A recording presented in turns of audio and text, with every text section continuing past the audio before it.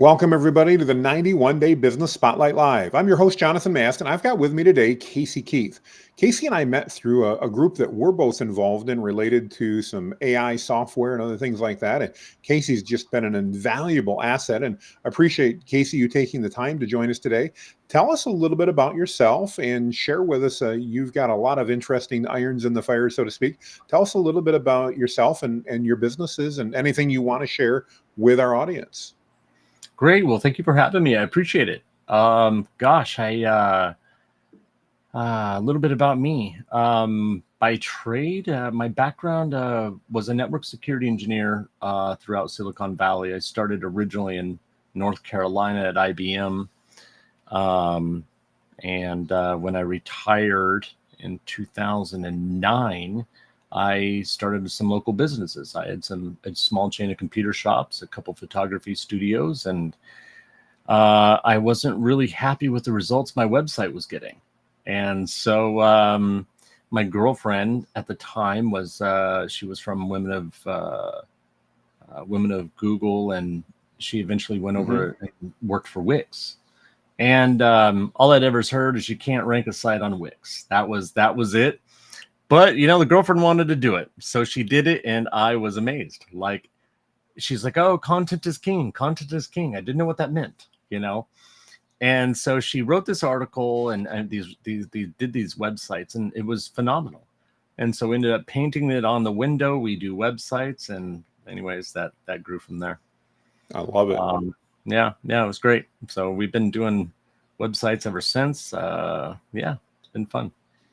Well, it's interesting, having been in the digital marketing industry for, now over 20 years. I know, that's the one thing I've heard as well. You can't rank a Wix website. And obviously you proved that's not the case.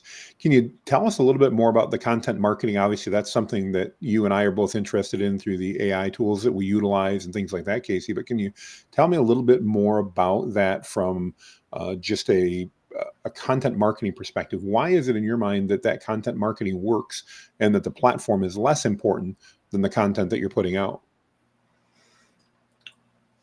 Well, the content is so important. You look at the thousands of patents Google has had done and research and everything else.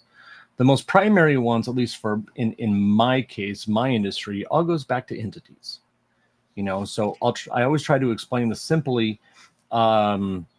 You ask a child, the child knows the difference between an entity and a keyword. Okay. Although we understand that Christmas itself is an entity. If you say, what do you want for Christmas? There's your keyword, right? What do you want for Christmas? A child is always going to answer, I want a blank. That blank is always an entity. You will have no question without fail of what that child wants. They're going to name the brand, the person, the place, or the thing. And guaranteed, you can look them up on Wikipedia. So no doubt. So I pretty much built my articles off that for years, ever since I really kind of had that click moment that the query comes in. How do you answer a query? You're looking for an entity to answer the query. That's really good. And I think you're right. It's something a lot of us don't, that word entity makes us go, what is that? I don't understand. When in reality, it's a very easy concept to understand. It's just a unique, and not even an entirely unique, but it's not a word that we're often describing in our day-to-day, vernacular, or something we're talking about on a day-to-day basis. So I think that messes up a lot of people. From your experience, Casey, and the tools that you use and the things you do, how would you recommend? We've got a lot of business people that are watching these spotlights. What do they do, or where do they start in trying to figure out how to create content that, again, provides those answers that Google and their audience is looking for, especially from that entity perspective? Any suggestions or ideas there? Sure. You start with whatever your query is. Enter your own query. Look it up. Find your information that's relevant to you. Google gives you lots of hints. If you scroll down the page, you're going to see words that are highlighted. You're going to have suggested queries. If you're not really sure what is semantically relevant, go to Google Image Search. Look at the top bar at the top of Google Image Search, and those are all semantically relevant concepts. Oh, great. If it's a if it's the entity that you end up finding that you're looking for, go to Wikipedia. And when you're looking at there, all those highlighted words on that page, because Wikipedia is just all entities. It's more than just nouns. It's not just a person, place, or thing. They're ones we all know. And so building my content, my structure based off what Google already knows has been key for me. I'm not trying to think outside the box, not trying to reinvent the wheel. And I'm not trying to provide a new, I try and provide a new experience. I'm just trying to stack those experiences and use interaction. And if you look at like the lawsuit that came out, even the redacted documents, they make it abundantly clear that Google cannot read human content. They need human interaction. They need clicks, so it's from a local business. Understanding UI is so important. The whole user interaction experience. You want to give them a reason to click for whatever it is, whether it's to print the page, bookmark the page, translate the page, rate the page, like the page, anything to click, even if they never read it. Chances are, some people just click because I want to read this PDF later. They'll never get around to it, but it's still a click.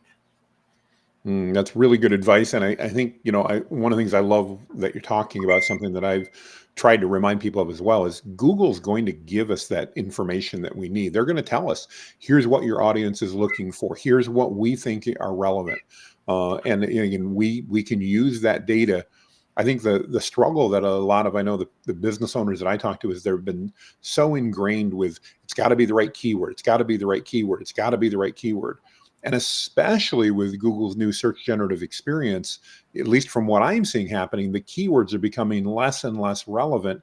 And like you said, the entities are what's becoming relevant. And if you can demonstrate in that Google search, when you put a document or a topic in, and then you can talk about not just that topic. So let's say website development, but we can also then talk about all of the things around that, like what about domain names, and what about hosting, and what about user experience, and what about conversion? And we could go on and on. When you talk about all of those, Google then positions you as an expert, and they reward you because, like they said, they see that the audience is coming and not just reading one article, but they're reading multiple things or watching multiple videos or whatever the case is. They're engaging with your content at a much deeper level. And like you said, it was a surprise to me. I don't know about others, but when those redacted documents came out in that lawsuit, that Google admitted that they can't analyze necessarily the content like we thought they could. What they're really analyzing is interaction with that content and what the users are doing. And I thought that was just, having been in the industry so long, I know that was kind of mind-blowing to me. I really never imagined that, because they've always talked about the importance of the key words in your content, when the reality is the importance is how your audience is engaging with that content. It's far more important than the actual keywords inside it. So, right. No.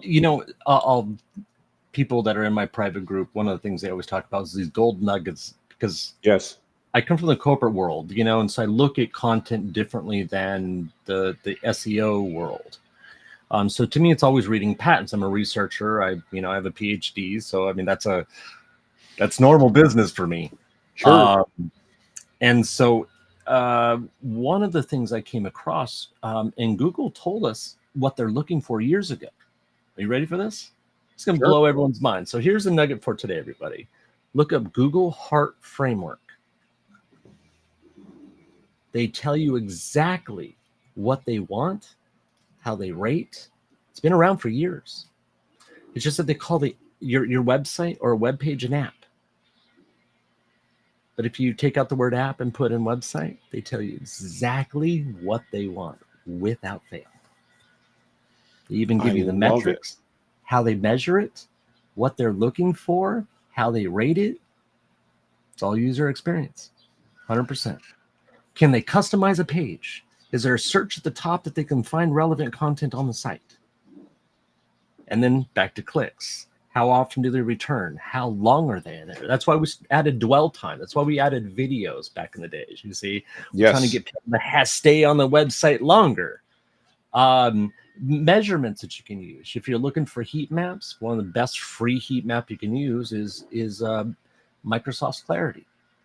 Go in and watch users move around on the screen with their mouse, and it's great insight. You really get to figure out what users get hung up on and don't get hung up on. So I'm always trying to, as an agency owner, one of the things that's very expensive, I'm from California, I live here on the beach. And so I have to have done best to cut costs. So we have a good friend, Herman, from South Africa, and one of his concepts for SEO is free 99. How can I get this content for free? Where can I get the information? How can I apply it? And it's been my way for forever. You know, Google tells you everything they're looking for. And so I really have always just followed the Google brand, not because I worked there, but because, you know, it made sense.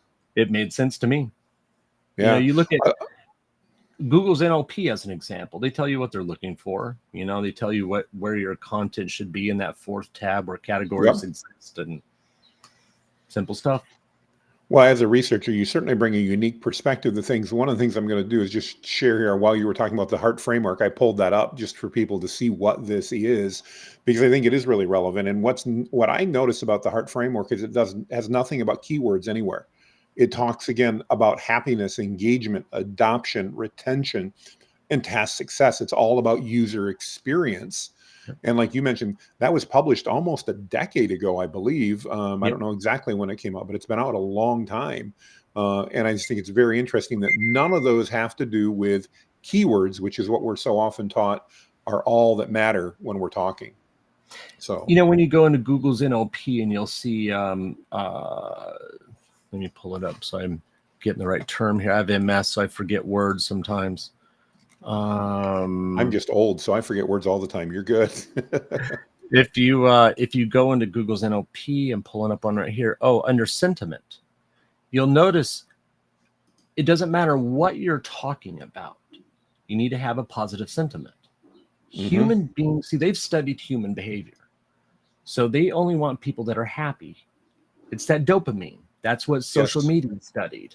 You see, so it doesn't matter if you're talking about depressing, you need to have some positive spin on it, and they're looking for that. They don't want that negativity at all. They're not going to pick it up because they know humans aren't going to engage at that point. They're done. They're depressed. Move on.